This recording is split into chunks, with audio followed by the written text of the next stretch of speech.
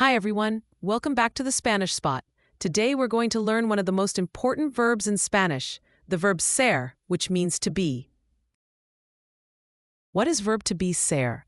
In Spanish, we use ser to talk about things that are permanent or essential. You'll see it all the time, so it's really important to learn how to use it correctly. Let's look at how we conjugate ser with the different subject pronouns. Yo soy, I am. Tú eres, you are, informal. Él es, he is. Ella es, she is.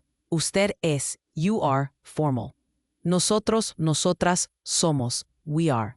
Vosotros sois, you all are, used in Spain. Ellos son, they are, masculine or mixed group. Ellas son, they are, feminine. Ustedes son, you all are. When do we use ser? A helpful way to remember is with the acronym DOCTOR. D. Description. Example. Ella es alta. She is tall. O. Occupation. Example. Soy maestro. I am a teacher.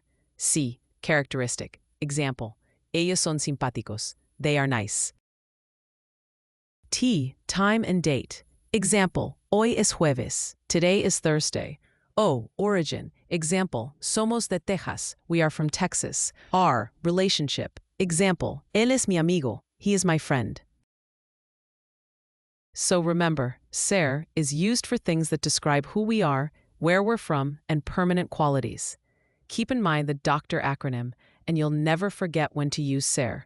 So again, soy, eres, es, somos, sois, son. That's it for today's mini lesson. If you found this helpful, don't forget to like, share, and subscribe for more Spanish made simple, right here on the Spanish Spot.